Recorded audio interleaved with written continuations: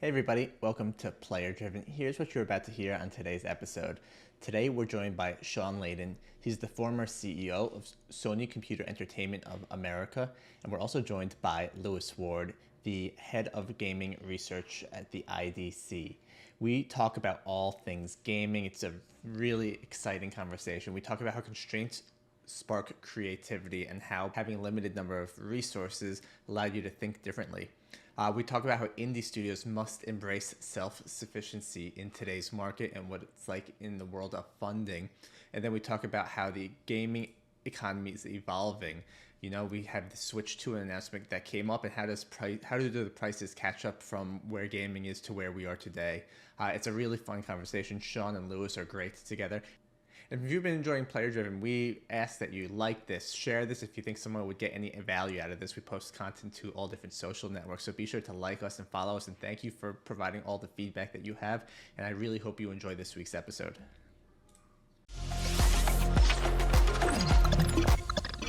This episode is sponsored by Nexus Mobile. I've been using the Red Magic Pro 10 for about 4 weeks now, and strangely enough, what really excites me is the form factor. It's a big screen and it is a big phone, but it fits in my pocket really nicely, probably better than my Fold 5. There's no camera bumps and it lies perfectly flat on the table, which blows my mind. It feels slim and it's solid, and check it out on Nexus Mobile. And be sure to enjoy today's episode. Good morning, good afternoon, good evening, everybody. Welcome to Player Driven. Greg here. Today we have a really exciting episode. We are joined by Shawn Layden, and we are also joined by Lewis Ward. Shawn was with Sony for over 30 years. He started as a producer over in Tokyo and made his way up to the president and CEO of Sony Computer Entertainment of America. It is an awesome story. I'm excited to pick into all different bits of that. You can hear a lot about Shawn and lots of different things online. So we're going to try and take a different angle here and learn some new stuff. And Lewis, you've probably heard if you're a listener of the podcast. Lewis joins us a lot. We love listening to Lewis. He is the head of research for gaming, XR, VR at the IDC. He does some great research. Highly recommend it. I've been boring everyone with this. So let's get on to today's podcast. First off, Shawn, thank you so much for joining me today. How are you? Hey, Greg, thanks for having me on the show. It's a great day. It's a wonderful afternoon in San Francisco, California. And yeah, I like nothing more than getting together with people and talking about games. And I mean, you guys all saw the announcement coming out of Nintendo a couple of days ago on Switch 2, the not so secret project they were working on, which we all got to hear about. And we're excited. I mean, Switch has been a huge success for Nintendo. I think it's interesting to look at Switch 2 and realize, in my memory anyway, that's the only Nintendo product that ever was called 2. You know, they would change their platforms all the time, give it a new name, N64 or GameCube or Wii. Yep. But they see the brand value in Switch, which is, you know, manifest and apparent. They're going with Switch 2. I think those are all positive signs. And I think they poke through the ceiling on price elasticity, where we thought none existed before. I mean, what's a Switch now? $199? Probably. Yeah, I think for Switch Lite, maybe $300 depending on what you got in the bundle. Right. And so now with this new Switch 2, they're pushing out beyond the $400 to $450 or $499 with the bundle. Their software pricing is a thing we've talked about for years. You know, we've been paying $59.99 for games since, you know, before there's electricity. And that never changed until recently. It went to $69.99 and people went crazy. And I think Nintendo is just pulling the Band-Aid right off and saying, looks like it's $80 for a frontline game on the new platform. And I'll throw it over to you, Lewis, because you sit closer to those industry circles than I do these days. Feedback I was seeing was, shall we say, mixed.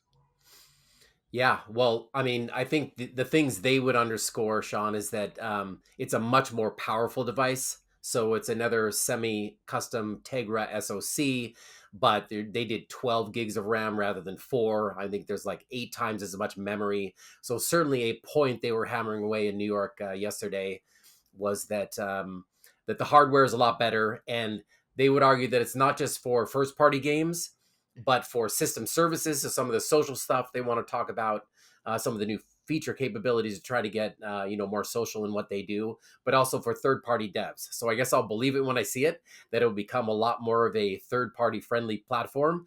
But certainly one of the points they wanted to get across is that because it's not so far behind PS5 or Xbox Series X on simply hardware specs, that a lot more third-party games will start showing up on Switch 2 than you might have seen in previous generations. So that stuck out to me. On the games front, there's a lot of other shoes to drop, of course. But one of the main things that they emphasized, including Doug Bowser, who I met with briefly over there in New York, um, is that it's called Game Chat, which is that new social feature. So I don't know if you had a chance to check it out, but you can have up to 12 people do live voice chat. Four of them, you can also like share your screen. So you can not only chat, but you can see what they're playing in like a sub part of the screen. Mm. And if you buy their $50 camera, although I guess you could do any USB-C camera, you could potentially, it'll kind of do like a live streaming thing where it'll kind of put in the background the video game you're playing, and then your face will show up so you can see people's expression, either playing the same game or a different game. So, I mean, we'll see what happens with the social layer, but I do give them credit for getting much beefier on the hardware. Yes, raising the price. And also, you're right about the, I guess, up to $90 cost of a AAA video game, which is, yeah, I think that has caused some mixed reactions, to put it mildly. But I think they deserve credit for beefing up the hardware a lot, and then hopefully augmenting the social layer to make it more of a interesting social experience for their user base, which is largely they make great single player games, not necessarily great multiplayer games. So that may change. Well, it does look like with Switch 2, they're leaning more heavily into the multiplayer online, at least networking experience, more so than they have on previous platforms. So that's going to be good for the fan base, I'm sure. And something that really didn't come up a lot, and Lewis, maybe you can tell us from your experience. I've heard the battery life is actually worse than on the current Switch, which I would say for a Nintendo fan would be something that would be concerning. So the only thing they said in their public stuff was that it's actually supposed to be 20% better. So we don't know. We haven't had it in our hands, but they said 1.2x on the battery life relative to Switch was their official line. I didn't get anything more than that. But you could think that with the improved semi-custom Tegra SoC, that probably is more power efficient. But you're right. Depending on the game, right? If you're doing, I don't know if the handheld will even do 120, but maybe it can. Maybe some of those games will run at 120 hertz. But if you're running, a game that's a Switch game that might have been 30 or 45 frames a second, you're now running at 60, 90, or 120. That should chew through a lot more battery life. So I don't know exactly how they did the comparison, but they at least officially said that the battery life was better. But, I guess there's a lot of things that are TBD in terms of, how Switch 2 actually performs in the wild, including the microphone. So when you do the social stuff, it's got a little microphone built into the top of it. Mm. But when you have it plugged into a TV set, as I do, how far away is that realistically going to work? Are they really going to be able to hear me? Right. And so some of the things about the social stuff is very much up in the air from a practical sense, as far as I'm concerned. It's giving me Microsoft Mixer vibes, It's, hey, we're going to create our own social streaming thing. Like, good luck against Twitch. Yeah. Yeah, we'll see. I Shawn, don't expect too many of the cameras to sell, because I believe there's exactly one title that has the camera built in and it doesn't launch until July. So I wouldn't expect it to sell like hotcakes out of the gate. Shawn, you've been a part of something like this before with PS4 and the Vita. Rumors leak online, and people are talking about. I mean, Switch 2 was not a great kept secret, right? Mm. But people were leaking what's going to be what. People are wrong. Does it build up nerves for the people within the company? Like, oh no, this is going to leak, or is it good? Like, what is Nintendo's vibes before walking out tomorrow or yesterday and presenting this stuff? Well, first of all, I would be the last person in the world who would try to predict what a Nintendo vibe feels like. They've been super successful, been in the business 100 years if you count their playing card business. They have a way of approaching this market which is unique to themselves, which is why we often talk about the PlayStation Xbox rivalry, but Nintendo kind of has its own lane that it owns and operates, and it's very successful in. That's not diminishing it at all. In fact, it just shows how well they've defined where they find their place in the world of entertainment, and they've captured that and done very well with it. So leaks and stuff like that, though, that plagues all industries, right? No one's more focused on that than the boys at Apple when it comes to getting getting all head up about leaks of information. But in today's world, it's just so impossible. I remember when we were at PlayStation, we are trying to get our platforms done, and somebody online, there are people online who are just trolling patent applications in South America. Because you'd have this leak comes out of Brazil. Sony applied for a patent which does this, that, and the other thing on a technology we haven't announced yet. But of course, you got to register patents before you can have announcements. It's a chicken and egg thing. So um, yeah, it's in the world of the internet, that kind of accelerated time to leak is almost becoming less than a day. So companies need to prepare for that and get in front of it. I think largely Nintendo did well with the Switch 2. The fact they were making a Switch 2 should not have been a surprise to anybody. So let's be honest, that wasn't the best kept secret, because it wasn't. But what was it going to contain? What was it going to bring? All of these social network features, which are kind of new to the world of Nintendo, just because they were a little bit later to the network space. Um, it's encouraging. They really know where their fans live, and their fans also live in a networked environment. That's also kind of what concerns me about this price hike, right? If anyone's going to eat this up, I think Nintendo fans will purchase Nintendo games because Nintendo games have that unique gameplay feel, and you can't get it on PlayStation or Xbox or PC. And I feel like, you know what? I'm going to play Mario Kart for the next 10 years of my life. I'm just going to invest it right now. And especially that it's coming from one of the major console makers, right? Publishers are just going to eat that up and follow. It's like, Well, it's funny you should say that, Greg, because there has been another line of conversations over the last couple of years about um, exclusives aren't important anymore, or let's get out of the world of the exclusive, make everybody multi-platform. That's the best way for all of us as consumers to swim in this world of video gaming, is if everything's available everywhere. But right here, you see, wow, that's kind of a hefty price hike from Switch 1 to Switch 2, and wow, $80 for a game. But if it's the only place where you can play Mario, then then you get your wallet out and you buy into it, and Donkey Kong and Zelda, and that first party exclusivity kind of mitigates the sticker shock, if you will, of these price hikes, because you want that content so bad. yeah, it's and with GTA to follow, right? They're going to follow suit, and it's just I think it's going to set the precedent for better or for worse, right? We Right. talked about it last time how games are getting bigger and budgets are getting bigger, but and people argue online about the price of games, and I think it's shocking when you look at back to Sega Genesis days and SNES, like games were $49.99. Like I don't know if people were thinking they were $30 back then, but the truth is the price of games I feel like hasn't risen that much over the years, and maybe Well, it hasn't. And I'm looking at it from my perspective. and if you account for inflation, the price of games have gone down, Yeah. That's true. Yeah. right? In 2025 dollars, 59.99 in 1999 is equivalent to like $100. Yeah. So as your purchasing power compared that against your cost of living, it's much smaller now than it was before. But still, companies have been reluctant to push that price up, because they probably should have done it. I was in it at the time. Probably every generation they should have like baked in a $5 software price hike and make that the typical. Well, every generation it's another $5, and you would have been up to $90 already by now. Right. But Well, there is some competitive pressures perhaps to keep things where they are and mhm, not be undersold by your competition. So there's concern about that, but at the same time, the cost of development. I know, Sean, we've talked about this before in the past, that the budgets for these AAA games is going up mhm, faster than the cost of a package game, for sure. Let alone the live service is completely. kind of a different, the long tail of revenue is a kind of a different beast in Mhm. terms of how that's measured and monetized. But just in terms of the size of the game and the amount of hours you must invest in it, and sometimes it doesn't even get to market, right? Plugs get pulled after Mhm. potentially hundreds of millions of dollars invested. Uh, but but you're right that in it, if you rationalize the cost of some of these games relative to how things used to cost, the hike doesn't seem as bad over time as it would appear otherwise, given inflation. Correct.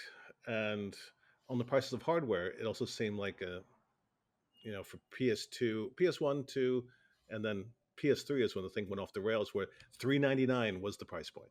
If you wanted hardware, it was $399, whether it was a Sega Saturn, whether it was a PlayStation 1, all these things. though of course PlayStation came out at $299 at that famous E3 reveal, which really upset the apple cart.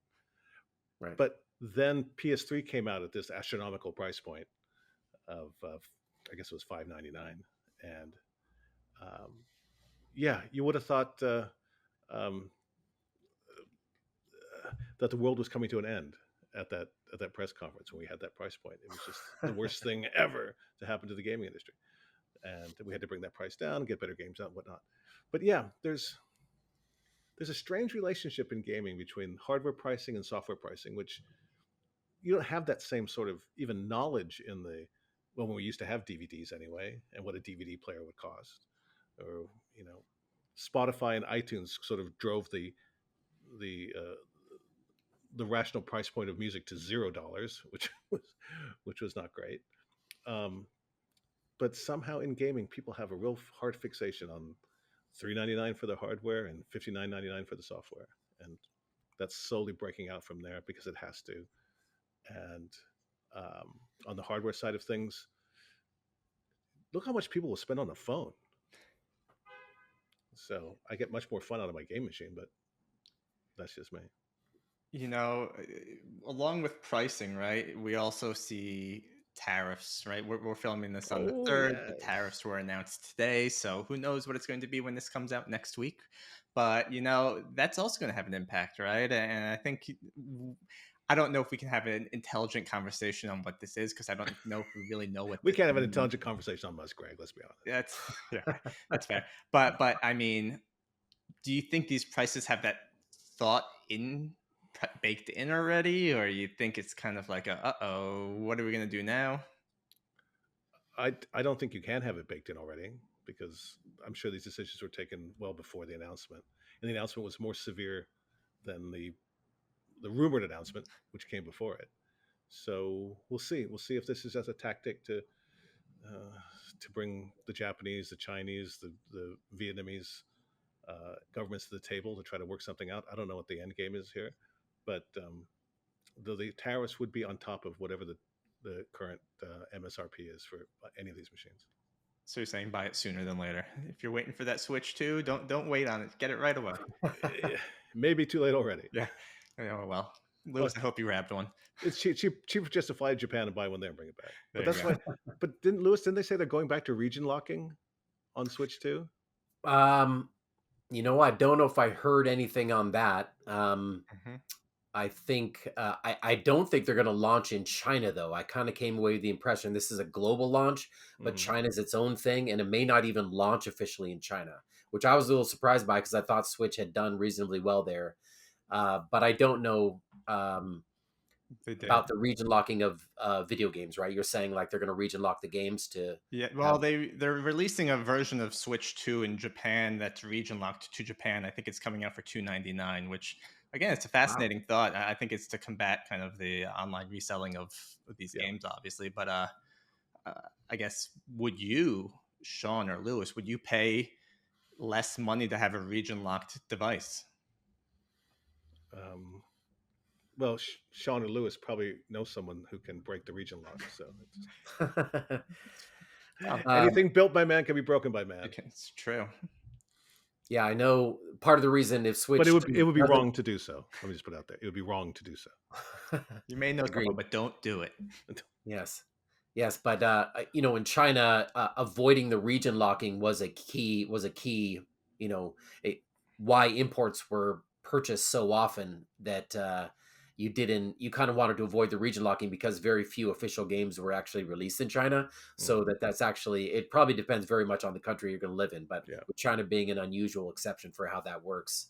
But generally speaking, region locking isn't smiled upon by gamers, and it's there are ways to get around it. And you're kind of begging a secondary market sort of scenario at the end of the day with it. So another Nintendo Switch announcement that was made a week earlier, and I'm not sure if Shawn knows this.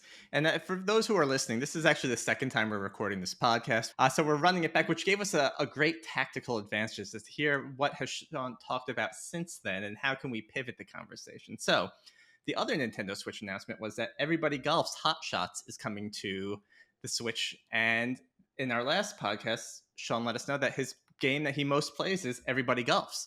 So are you going to pick up the new Everybody Golfs and start playing it? I'd have to buy a Switch. Yeah, Switch Um, too. but I think it's also coming to PlayStation. Oh, is it? Because Namco, Bandai Namco have been Yeah. long partners in the PlayStation group. But on the one hand, I was delighted to see that Sony Interactive Entertainment has the openness of mind to license out some of their IP, at least in the Japanese market, to be recreated there by Japanese developers and brought to the world. I'm delighted, but I'm also kind of wistful that there were teams there. Sony had teams there. They could be still doing that business, but the company chose a direction which did not include a lot of those, so to speak, double A Japanese games. I'm just delighted that Bandai Namco has found a way to bring it back to life. Cool. Well, that's a good insight to have there. So I know you were at Dice, Sean, and I know you also were at GDC, and I believe you were right, or maybe in between. You went to Portugal for a third event, so I know you've been jet setting a little bit. So I don't know if you have some thoughts on maybe a highlighted Dice, something that you kind of caught in the air there, maybe something at your event from Lisbon, I believe it was, and then GDC. And I don't know if there's a common theme or something you want to throw out there that you know want to get off your chest about these recent events you've been at, but kind of open floor to you in terms of what you took away from those events. Right. Well, thank you for that. The Dice happens in February. That happens in Vegas. That's like the top 500 in the gaming global community. Lisbon was a smaller dev event, about 100 people there, mostly independent developers from the European region talking about the year ahead. And of course, Game Developers Conference, which is a complete takeover of downtown San Francisco with the great and good of the development community. A lot of different themes there, a lot of different stuff we talked about. One thing that was constant in there is that everyone has, most people have some kind of PTSD from 2024 where we had survived 23. We thought it was going to happen in 24, and it still wasn't happening in 24. And so now there's a survive 25 kind of theme that's going on all of these shows. But part of that is I think we had a breakthrough. There was a lot of complaining or angst the last couple of years about how where are the publishers? Why can't I get a call back from a platform? I need to get a deal over here with these guys and those things. And then we saw this huge consolidation of large publishers being sucked up by larger publishers. It's that, fish, fish, fish kind of thing. And my message, or what I was getting back from talking to people in the development community and then talking more intimately, let's say, in Europe with them, was just to come down to the hard fact, which is for the independent developer, no one's coming to save you. No one is going to come Deus Ex Machina with a big white knight, pick your metaphor, to come in and say, I want to give you $300 million to get your vision out in the marketplace. That really didn't happen much in the past either, but it did happen from time to time. Mm-hmm. But now, right now, I think the big publishers, whether you're EA or Take-Two or Ubisoft, or if you're platforms like Microsoft and Sony, as we spoke earlier, Nintendo's kind of a different highway. Those big players are all trying to figure out what the future is going to be like for them. They're the cost of running those kind of publishers, those companies, is enormous.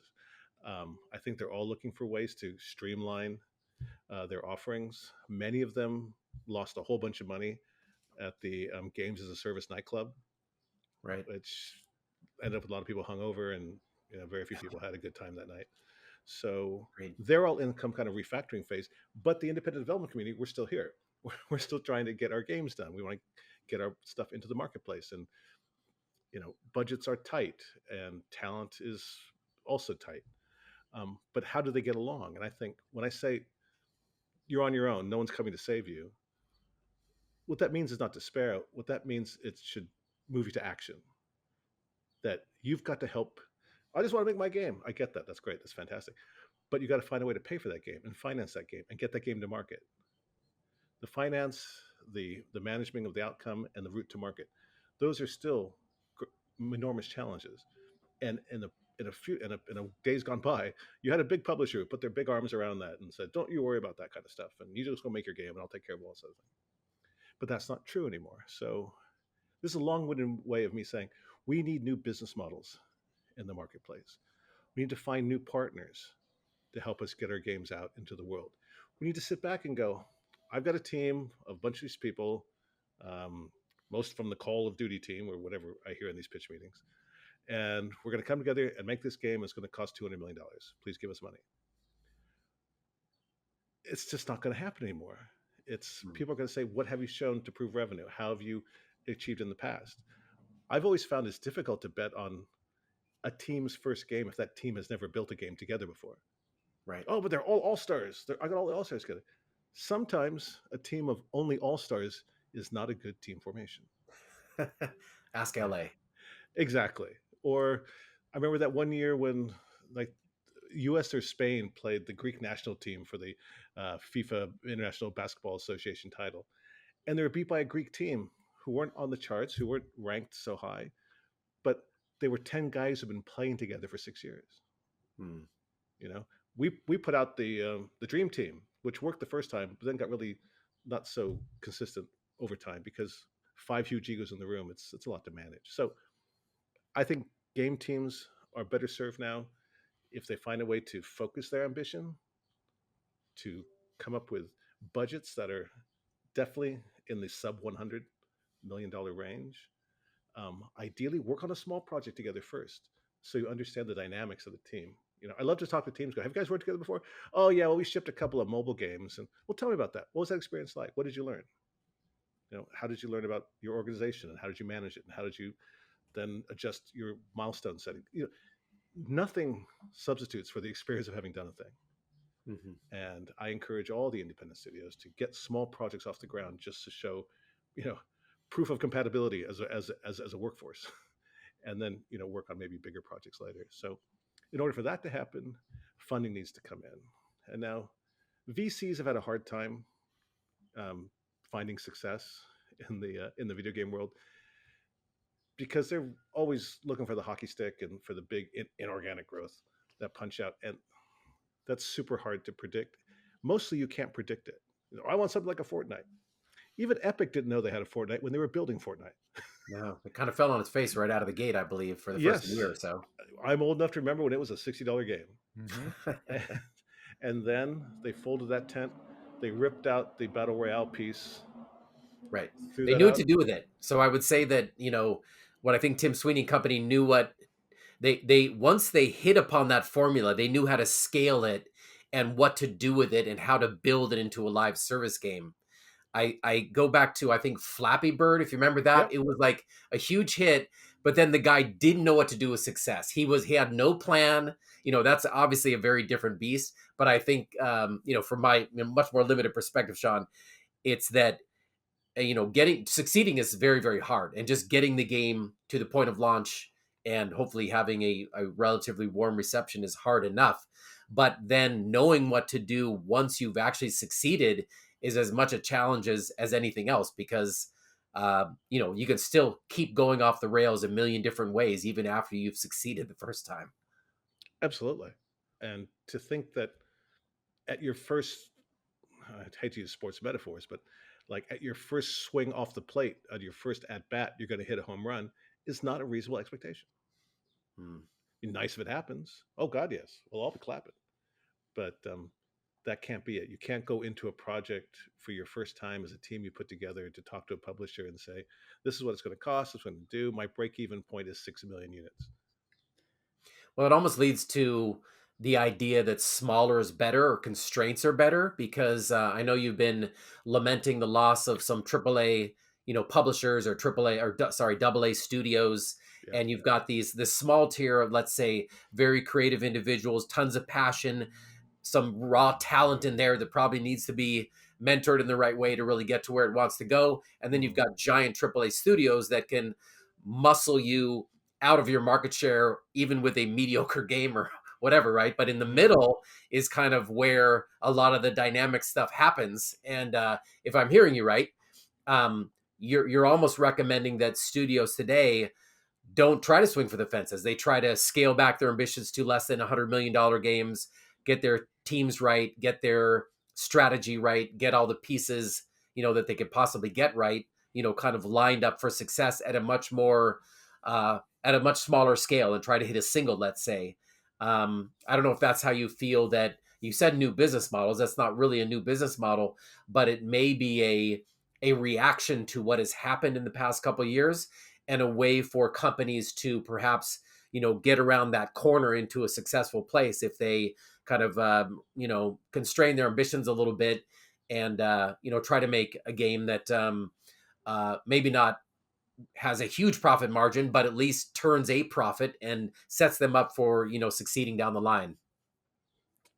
Everything you said, Lewis. I think the um, the missing dynamic, or there's still an understanding that is not quite sufficiently baked in my view, that when you're working on a game project, you're working on a team project. Can that team work together? And do you want to spend $100 million to find out the answer to that question, or do you want to spend $20 million to find out the answer to that question? And Depends on whose money it is.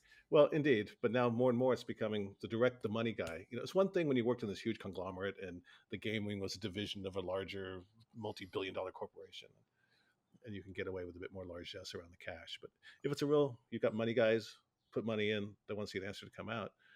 That's why back in the day you'd have like Polyphony, the team that made Gran Turismo.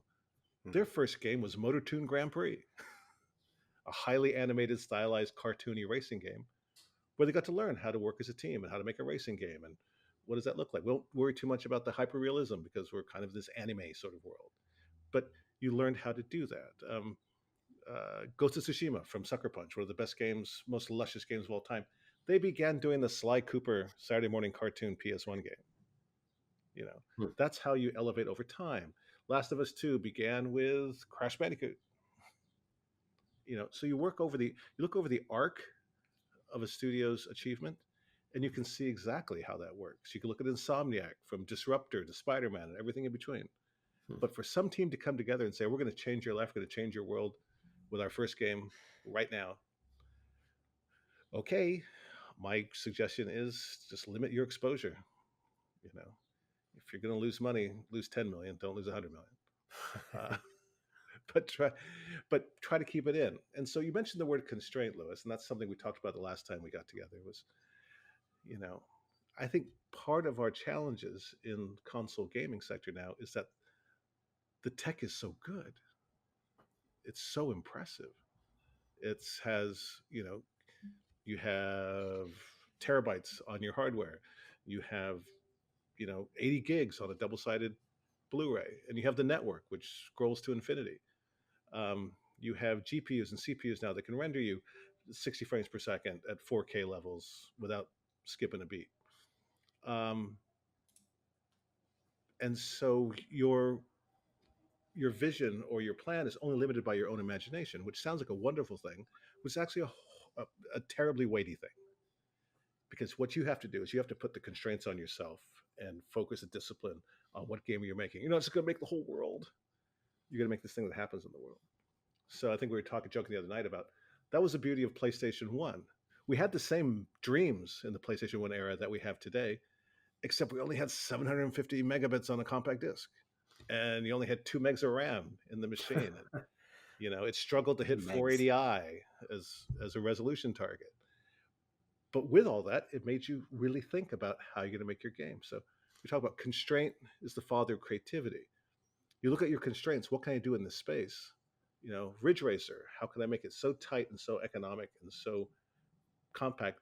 I remember PlayStation 1, you'd put the Ridge Racer disc in, it would load the entire XE into RAM, and you could take the disc out and play a compact disc music CD while you're racing Ridge Racer around, because they were super efficient in how they wrote their code. That continued through PS1 and PS2. A lot of tricks on whether it's like Silent Hill going, oh my God, what are we going to do? We can't have the draw distance into the village. Oh, more fog. Okay, more fog. Solve the draw distance problem. You play games even in the PlayStation 3 era, where if you're walking through a village, you don't expect to open every door that you come across. You don't expect to be able to break the glass on every window you see. But now that's kind of become the received expectation in any open world adventure game. Can I go into every house and open up every door and see myself in the mirror? So people try to build to that expectation. And it doesn't really add a whole lot to the game experience. It makes it more realistic. But you know what it does add? Time. And what does time mean? Money. The more time it takes to build a thing, the more people it takes to build it, it costs more to build it. That's pretty easy easy formula to understand. So, can we draw back in? Can we bring it down? Can we build my favorite movie of last year, Godzilla minus one? Fantastic, probably the best Godzilla movie I've ever seen. What do they Godzilla say? minus one. That's not the new one. Yeah, That's not the new Kong one. That's something else. that's Nope, Japanese. that was Oh, Japanese last okay, year. old one. Old one from No, last it's year. new. Oh, okay. I haven't seen it.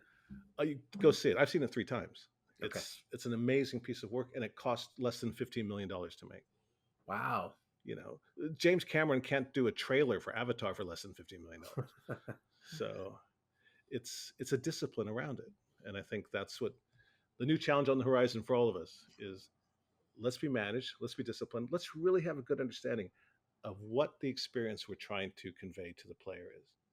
If you just create the open world, go anywhere, do anything, plant trees, pet the dog, race a car, that's fantastical and wonderful and marvelous, but it really doesn't guide the player. We're not guiding the player. They can do whatever they want. Well, then, as an artist, how can I say what I want to say Right. if people have the freedom just to, we're just going to ignore your storyline, Sean, and we're just going to play with the ducks in the pond here? Right. Great, but I paid for all of that, and now you're not even playing it. So, Well, it's almost like if you want to do that, then make a game creation platform like Roblox or Minecraft. or UEFN or whatever. Just give them the tools and they will go do. I saw Eggy Party at GDC, and I'm actually going to do a follow-up interview because they have like Eggy Code where you can mix and match and do these pretty amazing mini games basically. And people go do it, and they will Yeah. do it if you give them a reasonable amount of tools. Mm-hmm. But they certainly constrain it, right? Because you have to then make a game with pinch and tap and like finger draw, right? And so you can only imagine that if you thought Roblox was hard to learn how to make your mini game, try doing it on a mobile device with 2 fingers. And so I was very impressed by that idea. But I mean, I guess circling back to your point is, yeah, if you have this grand vision that isn't necessarily bounded by the technology in some meaningful way, then maybe you're better off turning tools over to a community that is willing to go build those things, and they'll lead you down the lane of this specific instance, which is very good at this and is a lot of fun and drives a lot of traffic and hopefully makes a lot of money. But yes, I agree that part of being an artist, not that I am, but part of understanding whenever you're creating anything is your choices of what is in and what is out will inherently make other choices for you, and that point of view is expressed to the gamer whether you like it or not, and hopefully they do like it, but those limits also allow you to play with preconceptions about what those limits should be able to do and things like that. So roundabout way of saying I think I get what you're trying to say there. Yeah, well, it's like a game like Astrobot. They have endless technology they could use, and draw distance to forever, and all the memory a person needs. But they made every level nice and tight, Right. and a feeling that we've kind of lost in some gaming over the last 5, 6, 7 years is the idea of completion. It's funny that you talk through this because, multiple thoughts are going through my head at once, right? How do you bring back constraints to video games? But there are constraints. There's just different types of constraints that we saw in the past, right? It's network. It's how many people can join a game. It's this other stuff that's way too technical for me to understand. And Lewis brought up a great point about, you can go play Roblox. You can go play Minecraft, right? And those have pretty much kind of built-in restraints. And I hear your argument about people wanting to go and to do more, right? I'm pumped about GTA 6 because I want to go into every house and every window and do everything, right? But then there's this new game I was reading more about, Claire Obscure 33 or something. I don't know if you've heard about it. It's been getting a lot of write-ups on IGN, and like people are upset that it's not an open world game, but it's a platform, not a platformer. It's on rails, and I love when studios do that because they're trying to paint a picture. And I remember a story similar about the first Resident Evil. What made it so scary was the camera angles that it provided in the mansion, right? You couldn't move the camera because they showed you exactly what you wanted to see. And as time evolved and they're like, oh, we're going to put in a camera control stick, right? That took a lot away from it because me, who was afraid of these games, would just kind of like peek around the corner before having to get there. And it's funny how it's all an art. It really is, right? Like It's a very clever solve, right? let's just fix this ISO camera up here, and that builds attention because your player can't see what's coming around the corner, but in some degree you can see what's coming around the corner, and or other times you can't see anything, and this dog comes through the freaking window, and you freak out. But look at something like Gran Turismo, which authentic cars, a master achievement in creating a driving simulation. All the feel and everything was great. But the one thing people remember the most about GT was that they moved the camera. So you'd finish your Daytona or you'd finish a Ridge Racer, want to see a replay, and there would be the third person camera right behind your car following you everywhere you went. You just watch that for whatever reason. But Yamauchi guys had the idea, what if we just made the replay cameras like on a Formula One broadcast? Why don't we put a camera up in the paddock? Why don't we put a camera on the straightaway? And all of a sudden, you weren't watching the replay of your race, you're watching yourself on Wide World of Sports. It just changed the whole thing, but it was just a very clever little trick. It didn't take a lot of programming around that. It was just design thought, what if we move the camera? I could tell you as a fan, Gran Turismo 2 made me go out and buy a PlayStation. That and Siphon Filter. I'm just like, I want to play these games. I'm going to buy a PlayStation. And I was terrible at Gran Turismo. I'm not a simulation driver, I learned. But it is a beautiful, I mean, to this day, right? It sets the standard on just what a beautiful game it is. Yeah. And I love Siphon Filter. That's a series I wish that PlayStation would come back and put a remake out there. That's going to end up being some Twitter bubble somewhere. Yeah, I know. Layden calls for Siphon Filter Resurrection. But I think it's a great story. But it's also tight. The narrative's tight. The scenes are tight. Gabe doesn't have too far he can roam. But you keep that corridor of action packed right to the end. And it could be like a John Woo movie. And I think that's a better experience than aimlessly roaming around an environment with your 9mm looking for trouble. I want to take a step back if you don't mind. If you still had to go acquire companies and you were with PlayStation, you made some great acquisitions over time, and you said some things you'd be looking for. Teams that work together, delivered together, put out a product, right? It doesn't even have to be super successful, right? The teams have to mesh and gel, right? What other KPIs or data would you be looking at from these studios when you might be looking to acquire them, or is that an out there question? No, it's not an out there question, and it's a question that you ask 10 people, you get 10 answers. It's really difficult. It's like, how do you go out and find the Rolling Stones? You just have to go to a lot of nightclubs and listen to a lot of bands. I think the good teams that we've worked with, it's always nice to be able to do a gig before you try before you buy. Like even with Sucker Punch or with Insomniac or with Naughty Dog, we did what we call like external development deals. We contracted for hire. We made this, a royalty payment build out and all of that. Then after doing that a couple of times to great success, then Sony would acquire that studio. Naughty Dog was an early acquisition. So was Sucker Punch. Insomniac was, the last acquisition I was involved in. And like I've said in other places, it took me 20 years to get Ted to put a ring on it. But then we brought him inside the house. So, you look for the cohesiveness, the dynamic, the ability to take instruction, the ability to answer questions just forthrightly and not furtively, the ability to keep to a schedule, keep to a budget, even if it's a one milestone schedule over it's a very small slice of the budget. Can you execute against those kind of small markers? Because over time, that becomes your statement of work. That becomes your body of work. That, no, I haven't had Grand Theft Auto success or I haven't had Fortnite success, but I had to deliver against these milestones. We succeeded in those deliveries. Games were pretty good. I think that's an excellent place to start. Sounds like trust. You need to trust them. Yeah, because you can't be there 24/7. Yep. Kind of a flip side of that.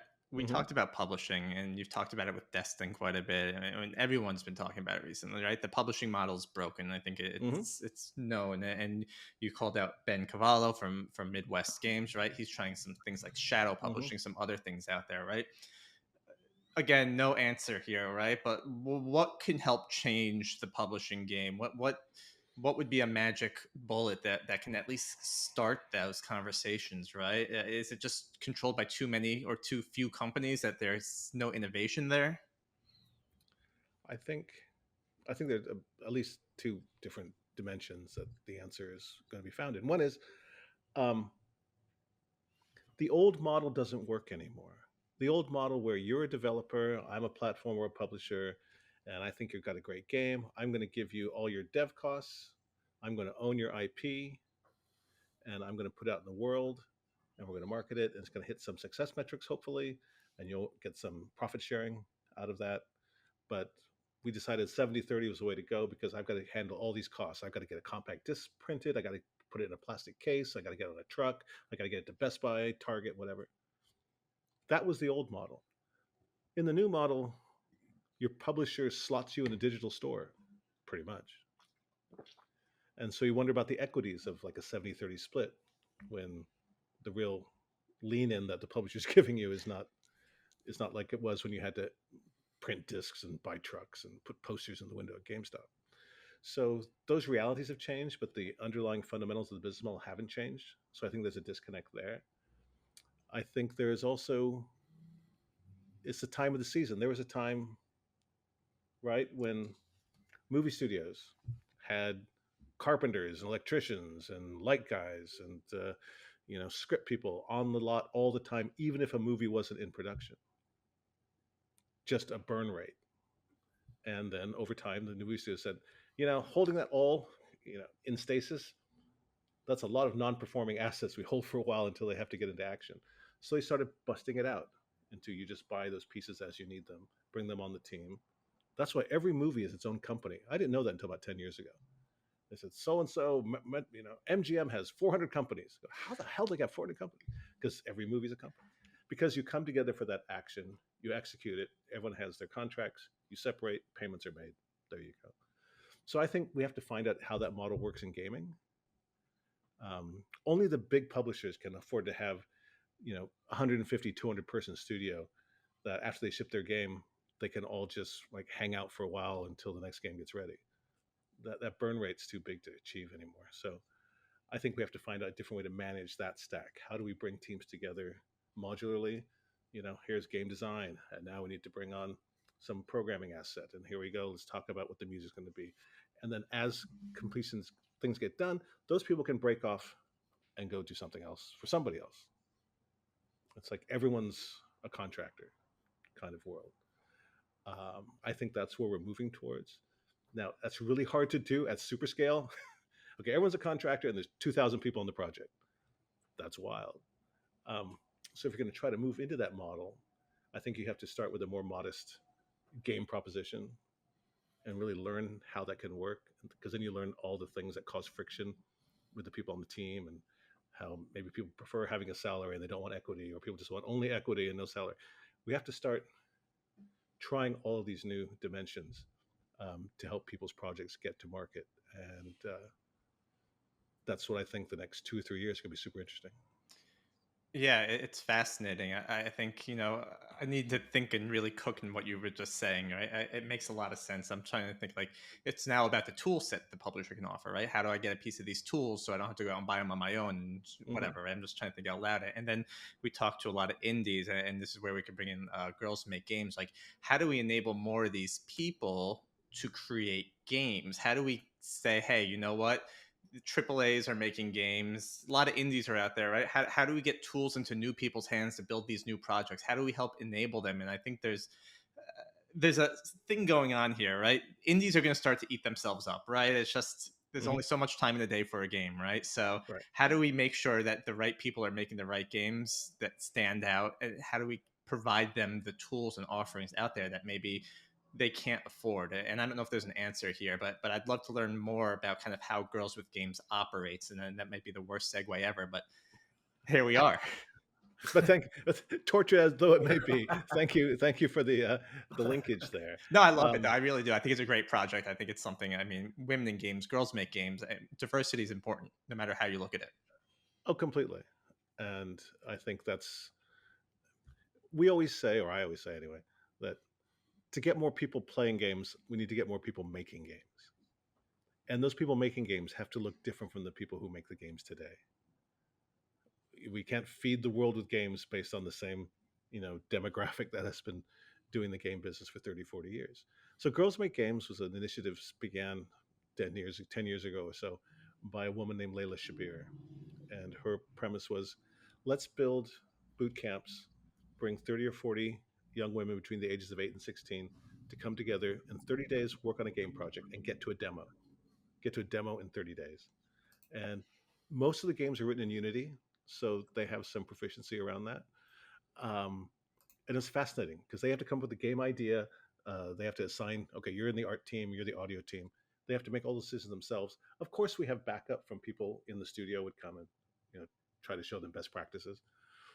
But it just unlocked a whole bunch of game ideas no one in my studios would have ever thought of, because you have to be a 12-year-old young person to find the attraction in that. They were really good, really a lot of social themes, a lot of environmental themes. Um, I don't know if those would be commercially viable per se, but I like the expansion of viewpoint, of perspective. You know, elements they learn in creating those games will help them make other games later. So that's what we need to do. And so for the market to get more people playing, need more people making, and to get more people playing, ultimately, I would like the game the game industry or the game machines to have the same penetration rate as television sets do. So how do you get there? One thing, I don't think you get there by only having 3 manufacturers. I mean, in my idealized dream, there's someday going to be, just like there's a Blu-ray format and an MP3 format or an MPEG format or all these different formats that are agreed by a consortium of industries. We need something similar along the lines of a game format. Like this will be the game OS. The architecture in the current version of PlayStation, the architecture in the current version of Xbox and of high-end PCs are all quite close now. They're all very similar. And any changes or any enhancements to that, like we like to say in the studios, only the dog can hear that. Well, we're going to have 20% more ray tracing. Okay. I'm not sure what that did, but okay. So if we're just making those changes around the edges, I think that means we have a pretty good core game format OS if the players could agree to come together and then license that out, just like we do with Blu-ray, just like we do with compact disc, and let people compete on content. Because I want more boxes out there. I want Bang & Olufsen to have a $2,000 game box of some kind with this crazy, technology behind it.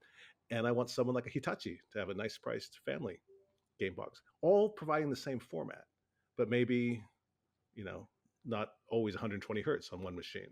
Or maybe on this machine, you get, I don't know, more ray tracing. But in order to break through, to take gaming from not just being the most financially lucrative entertainment in the world at $250 billion worldwide, but make it also the most socially impactful entertainment in the world. We like to say, if you go into a bar and you ask someone what their favorite song is, you get 100% return on that question. If you go into a bar and ask what's your favorite movie, you should get 90% return on that question. If you ask the people in the room what their favorite video game is, I don't know, 50%? Depending on what city, depending on what bar. So if we don't get out of this, these are 2 companies that build the 2 formats that all the games are played against, 3 companies, whatever. Yeah, I don't know how we grow. That's a fascinating point, and we touched on this last time, and I'm going to go back to kind of the Switch 2. And I'm going to start with Microsoft in mind because I think Microsoft was selling at least the Series S at a loss, right? It was a loss leader for Game Pass, a loss leader for their other stuff. How much money do you think these consoles are pouring? I guess these companies are pouring into the console. Like, is it still a loss leader for Sony? Is there a reason they wouldn't want a unified format? I mean, at the end of the day, people know they have the better first party games, right? So if they had more people playing a joint system, I think more people would buy these games. Obviously, they want more people on their own hardware, but if you don't have to make the investment into the hardware, do you save enough money where it's like, hey, this is, and obviously it's easier. It's not that easy. Well, you'll always make investment in the hardware. I mean, Sony's been making CD players since the beginning of time. Mm-hmm. They created the format together with Philips of the Netherlands. So they just wanted to be in there. The idea being that since we created the format, we can just be better than other people at the format. But Sony never licensed the Trinitron technology to anybody. And they had huge success with that. Everyone wanted a Trinitron TV. You couldn't buy that for anybody else. It's kind of, technology exclusivity. And they took that same attitude towards, and we'll make Betamax, and we won't license that to anybody else, and we'll keep that exclusive to us. And then VHS came out and said, hey, you want a VHS license? Line up right over here. And so they beat Betamax just by volume of hardware in the marketplace. And I think the fact that VHS was selected by the pornography industry as being the That's tape really what platform of drives choice. these companies, right? I tell you. Yeah. So it's difficult for a market leader to surrender, the monopoly almost of their business, with the idea being there's more software advantage in the long-term game. If I'm just contained to my 140 million PlayStation machines versus hundreds of millions of game machines in the world, you know, my view is take the leap and the bridge will appear. But it's easy for me to say now. Well, it almost sounds like Microsoft has heard that, right? Because their thing is like games everywhere. Now you could say from a position of non-leadership in console and other parts of the gaming industry, that makes sense because anybody with all the game platforms they have, if they can put their first party game studios, on all these platforms, it's actually good for them in the long run, right? And they want to drive up, hours of use on mobile and PC and console, whatever they can. But maybe I misunderstood what you meant there, Shawn, but it almost seems like Microsoft has taken your lesson to heart and they do want their games everywhere they could possibly go. So are they a good example of where you think this is all going, or is there something in there that that you see as distinct that Microsoft has done that isn't aligned with what your vision is? I think Microsoft has just said they're a multi-platform publisher. That's essentially what that is. It's not trying to grow the number of target platforms. It's saying all the target platforms out there will find a way to get on it. But having a consortium of the willing to come together and put all their hardware specs into like a Blu-ray license kind of thing is 2 orders of magnitude more impactful than whatever Microsoft's doing. But my dream is harder to realize. Right. Well, you got to have a vision. You got to have something you want to strive for or imagine seeing. You mentioned Layla Shabir, and it reminded me that Carter Lipscomb was somebody who passed recently, who you were quite close to. My understanding is, and I never had the good fortune of meeting the man, but I understand he was, quite a personality. And I thought if you're interested in it, maybe you can give us a few minutes on what he meant to you or what his legacy will be, because it does sound like he did have a large impact on the gaming industry overall. Yes, Carter, he traces back his history in gaming to either his Microprose or Spectrum Holobyte or something like that way back in the day. And he came up through the industry. He joined Sony a while back, and then I came back to America back in 2010, and that's when I got to work with Carter more directly. He was a part of the, at the time, Sony Computer Entertainment America, and he was a liaison with third parties, and that was the perfect job for Carter. He's the one person in the gaming community that I could say unequivocally has no enemies. Everybody liked meeting Carter. He made everyone feel important and special, and his focus on you when he was talking with you, he wasn't listening to anything else in the room. He had that captivation that I think is so important, certainly when you're trying to create relationships with frenemies, right? Everyone in the game industry is a frenemy, and Carter was the best glue to hold it all together, and he was taken from us way too soon. It was very sad. It still remains to be sad for all of us. He'll always be remembered fondly. People, we still talk about Carter, and I think we always will. He showed us. He was the constant remember of when the gaming industry was fun. Not that it's not fun now, but it was a different kind of fun back about 15, 20 years ago. And Carter is always good for that, and leaves a lot of friends behind. And we just hope to do right by his legacy. Maybe gaming in general was a bit more of an outsider going up against movies or other forms of entertainment, and had this vision of what we could do and some moxie around it. Maybe I'm reading into it. I believe he called everybody brother, Yep. and Yeah. was Everyone was Carter's brother. that's right. Yeah. And So that sounds like a good time that I missed out on. So yeah. Well, Godspeed, Carter. Godspeed, Carter. We will not see his like again. But um, as we always say to each other, if you have a choice, be Carter. Lewis, do you have any more questions? Around tariffs, I think that it could lead to a recession. Now, I know we kind of talked about it, and then we kind of got sidetracked into a kind of adjacent topics. I don't know, Shawn, if you, Right. I don't know. I don't want to put words in your mouth, but I have the feeling from GDC that these costs will get passed on, which implies to me the prices will go up, which means demand will go down, which means that, this is much bigger than just gaming. It is a potential impact on Yes. the US economy, could lead to a recession. So I don't Yeah. want to put words in your mouth. And obviously, it could potentially put you in line of fire who are, whatever, you're against the tariffs, you get in a mess. So you can totally avoid it if you want to. But I don't think I heard from you, like even the ESA has said, we regret this is happening. And there's very Of course. lawyerly words about it, but they're clear that this is bad for the companies in this industry. So I will give you one more chance if you're interested Yeah. I'll in take it.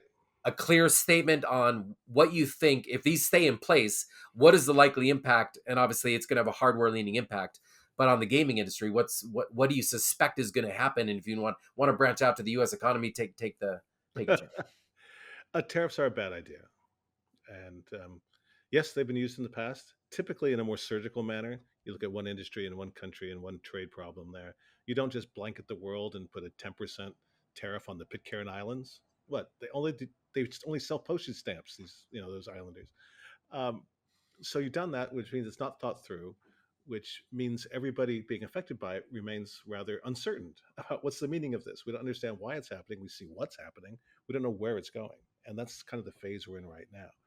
I I haven't seen tariffs like this in my lifetime because I'm not quite yet 100 years old.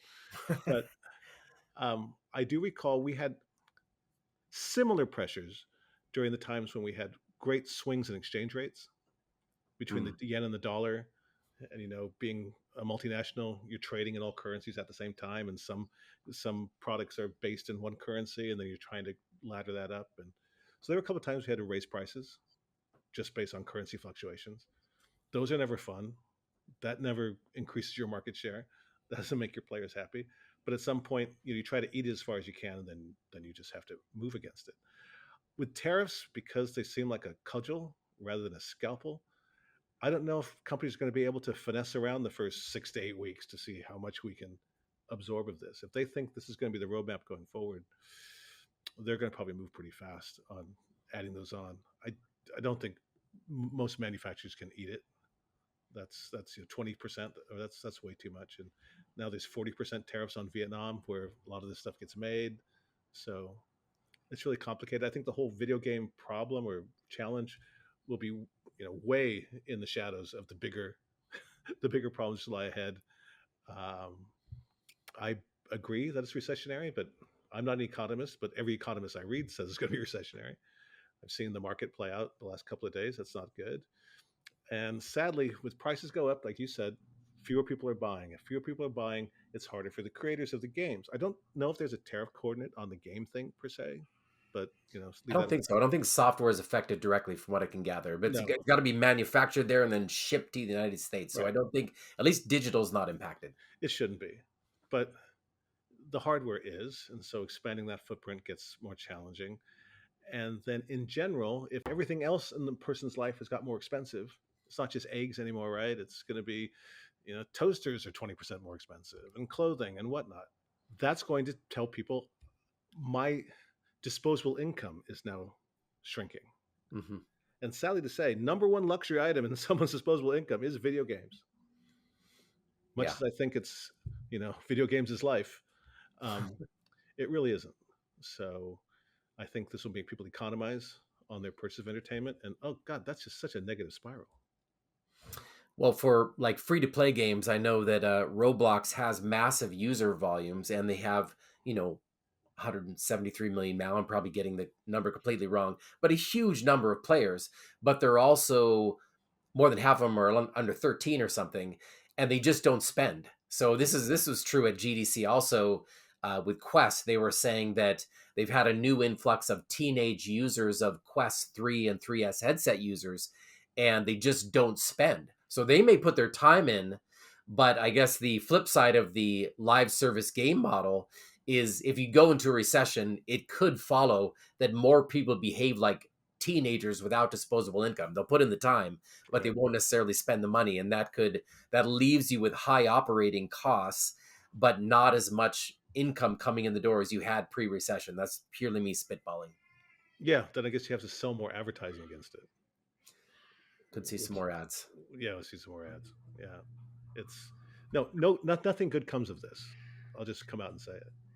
Yeah, going to be a tough ride this year. I'm predicting. That's one of my predictions. Yeah, Hate to glad leave we're it on a down note. Do you have any other uppers, Greg, to close on? Strong closes, as they say. Strong close. No, well, one thing we do typically on the podcast, and this was a different one just based on what it was, is I would love to know back when you were leading Sony, right? And you were in charge.